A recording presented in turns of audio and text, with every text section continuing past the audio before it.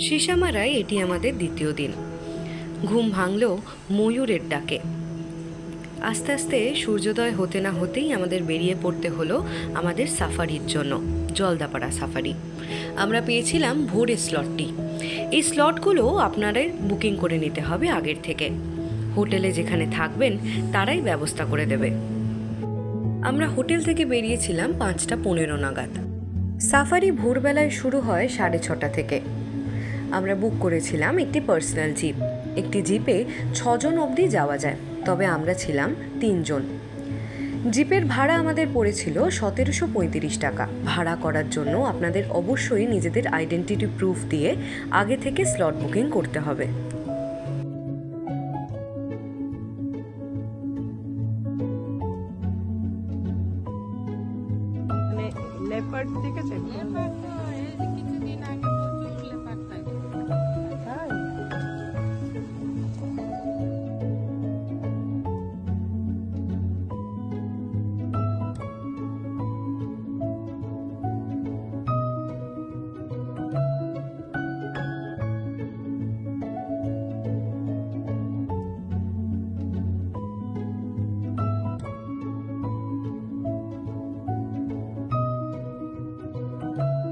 সেদিনের ভোর ছিল ভারী মেঘলা, তার ফলেই হয়তো এতগুলো ময়ূর আমাদের চোখে পড়েছিল।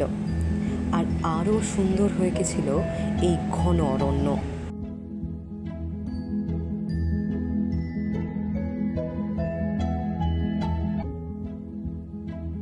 এর আগে আমরা বহু জঙ্গলে বহু ময়ূর দেখেছি। শুধু জঙ্গল কেন, দিল্লিতে শহরেও দেখেছি, অনেক জায়গায় ট্রেনে যেতে যেতে দেখেছি।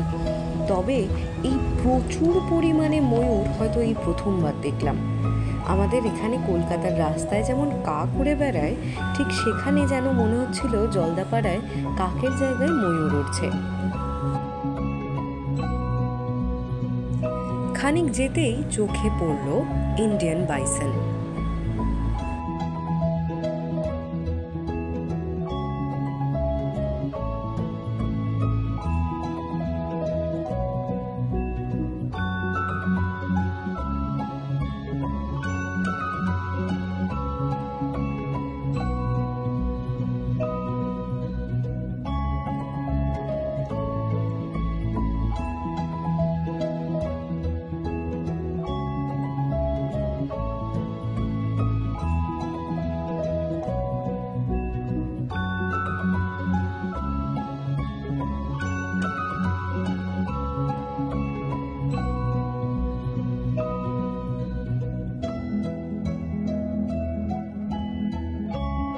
ময়ূরের মধ্যে হঠাৎ করে চোখে পড়ল বন মোরগ। দেখুন তো কি সুন্দর তারও রং।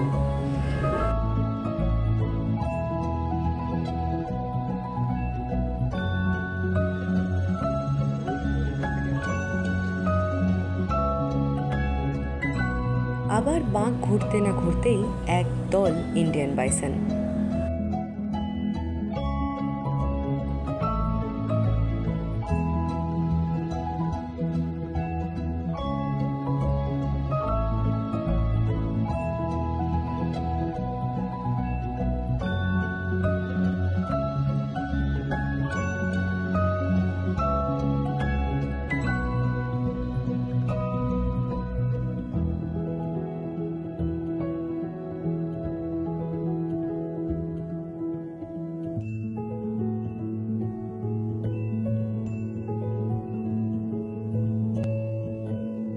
জঙ্গলের মধ্যেই এরম এক নদীর ওপর ব্রিজ দিয়ে যাচ্ছিল আমাদের গাড়িটা।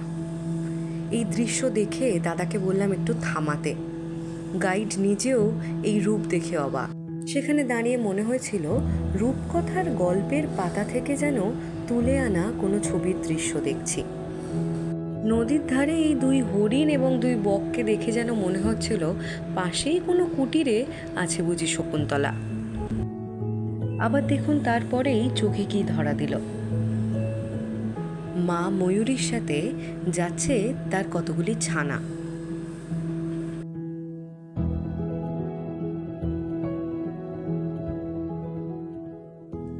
এই যে সুন্দর জায়গাটি দেখছেন, এটিই হলো সেই বিখ্যাত হলং বাংলোর সংলগ্ন এরিয়া। যদিও হলং বাংলো এখন আর নেই, তবে রেনোভেশনের কাজ চলছে এবং শুনলাম খুব শীঘ্রই নাকি ট্যুরিস্টদের জন্য হলং বাংলো আবার নতুন করে চালু হবে। এই এরিয়াতেই আছে একটি সল্ট পিট, যেখানে প্রচুর হরিণ এবং নানা ধরনের অন্যান্য প্রজাতির জন্তু জানোয়ার দেখা যায়। যারা হাতিতে সাফারি করবেন তারা এই জায়গা দিয়েই যাবেন। হাতি সাফারির জন্য সকালেই 2টি স্লট থাকে। আমরা এর আগে করেছি বলে এবারে আর করিনি।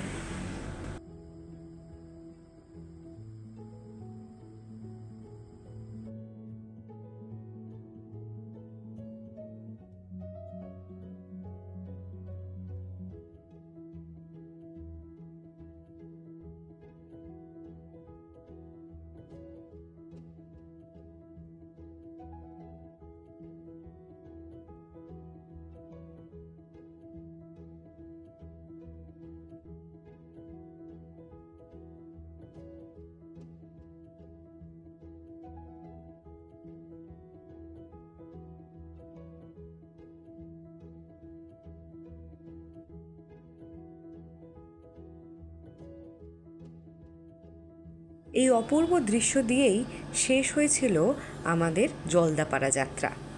এর পরের দিন ভোরে আমরা বেরিয়েছিলাম চিলাপাতার জন্য।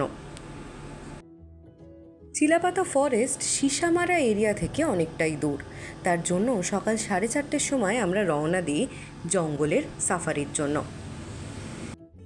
জলদাপাড়ায় সচরাচর দেখা যায় প্রচুর গন্ডার এবং হাতি, তবে কেন জানি না আমাদের ভাগ্যে তা মেলেনি।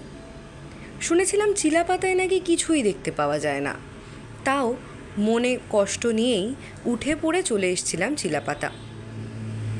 তবে চিলাপাতায় যে আমাদের জন্য অপেক্ষা করেছিল এমন সব দৃশ্য তা আমরা স্বপ্নেও ভাবতে পারিনি।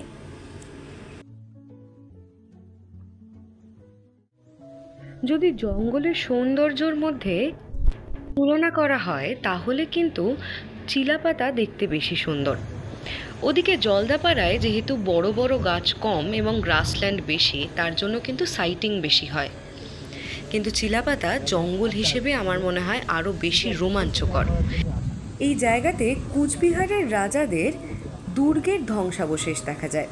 এই দুর্গে এসে নাকি তারা শিকারের জন্য প্রস্তুতি নিতেন। শুধু দুর্গই নয়, গাইড দেখালেন এক অদ্ভুত গাছও, যাকে কাটলে তার গা দিয়ে রক্ত বেরোয়। আমি যে কারণে বলেছিলাম যে চিলাপাতায় কিছু দেখা যায় না, তা হলো এই হাইওয়ে। জঙ্গলের মধ্যখান দিয়েই একটা রাস্তা বেরিয়ে গেছে, যেখান দিয়ে কনস্ট্যান্ট গাড়ির যাতায়াত। এবার আস্তে আস্তে আমরা চিলাপাতার ঘন জঙ্গল ছাড়িয়ে পৌঁছে যাচ্ছিলাম চিলাপাতার গ্রাসল্যান্ডের দিকে। হঠাৎ সেখানে যেতেই ধূসর রঙের কিছু একটা চোখে পড়তেই গাইড দাঁড়িয়ে পড়লেন।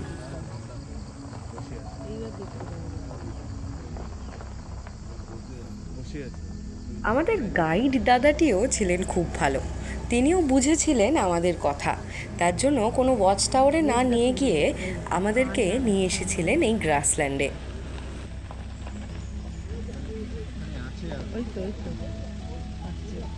গ্রাসল্যান্ডে চোখ বোলাতেই দেখতে পেলাম এক পাল ইন্ডিয়ান বাইসন এবং তার সাথেই গাছ মড়মড়িয়ে এগিয়ে আসছে হাতি। বলা হয় বাইসন নাকি বাঘের চেয়েও সাংঘাতিক, তাই যখন এই বাইসনের পালের যখন বলা হয় বাইসন নাকি বাঘের থেকেও সাংঘাতিক, তাই যখন বাইসনের এই পালটি রাস্তা ক্রস করছিল সব গাড়ি থমকে দাঁড়িয়ে গেছিল। যেটা দেখে খুব ভালো লাগলো তা হলো পালের যে লিডার সে কিন্তু দাঁড়িয়ে গেছিল সবাইকে গার্ড দিতে। সবাই পেরোনোর পরই সে নিজে কিন্তু তার রাস্তায় এগোয়। বাইসনকে দেখতেও ভারী অদ্ভুত, সাদা সাদা দুটি শিং এবং পায়ে যেন মোজা পরে।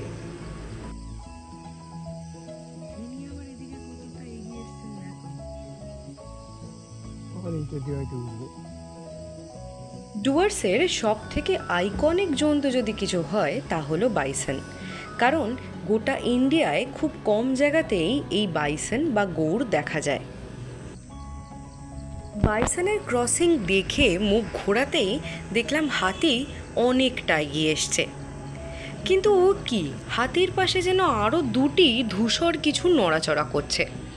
ভালো করে তাকিয়ে দেখলাম দুটি হাতির শাবক মায়ের সাথে পেছন পেছন আসছে। তারা দূরে যেটি দেখতে পাচ্ছেন সাদা কিছু একটা চকচক করছে, তা হলো এক দাঁতাল হাতি।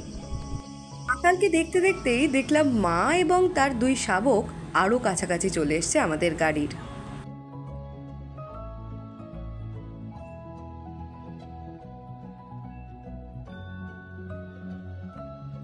ভারতবর্ষে প্রচুর জঙ্গল ঘুরেছি, তবে এই দৃশ্য জীবনে প্রথমবার।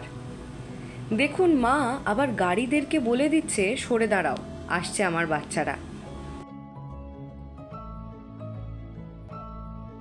এখানেও তাই দেখলাম, মা গার্ড দিয়ে দাঁড়াতে দুই শাবক আস্তে আস্তে এগিয়ে গেল অন্য পারে।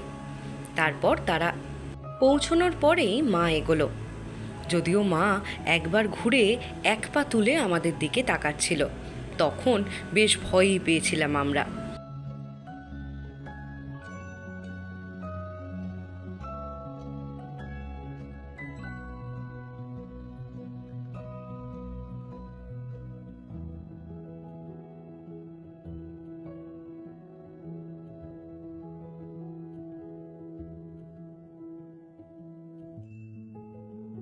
ঠিক এখানটাতেই আমার বেশ ভয় করেছিল, তবে আমাদের ড্রাইভার দাদা আশ্বাস দিয়েছিল আমি একদম স্টিয়ারিং নিয়ে রেডি, কোনো চিন্তা নেই। তবে দেখলাম মা একদমই শান্ত, তাদের বাচ্চার কোনো ক্ষতি হয়নি বলে সেও অন্য কারোর ক্ষতি না করে নিজে বেরিয়ে চলে গেল। কোনো দূরে ঘুরে বেড়াচ্ছে সেই টাস্কার হাতিটি। এই হাতিটির একটি বিশেষত্ব আছে, তার ছিল একটি দাঁত, আরেকটি দাঁত সে খুইয়েছে লড়াইয়ে, তাই সে আজ দলছুট। এই হাতিটিকে এলাকার লোকেরা আদর করে গণপতি বলে ডাকে, তার একটি দাঁত বলে। অবশেষে সার্থক হলো এই জঙ্গল ভ্রমণ, মন বেশ প্রফুল্ল। যেই জঙ্গলের বদনাম ছিল সেখানে নাকি সাইটিং হয় না, সেখানেই সব থেকে বেশি অ্যানিমাল সাইটিং আমরা পেয়েছি। তবে আমাদের মনে হয় জঙ্গল বেড়াতে যাওয়া কিন্তু জঙ্গলের সৌন্দর্যের জন্য, সাইটিং তো একেবারে কপালের ওপর নির্ভর করছে। মনে খুব আনন্দ, কারণ নেচারের এত কাছাকাছি আমরা দুদিন কাটাতে পারলাম।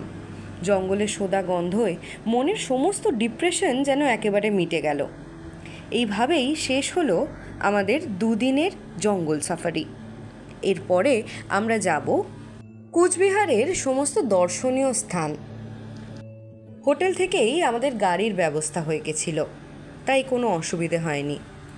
সেই ভিডিওটাও আসছে শীঘ্রই, দেখতে ভুলবেন না। শুরু হলো আমার যাত্রা ছুটি ছুটি। আপনারা সবাই পাশে থাকবেন এটাই আশা করি। ধন্যবাদ।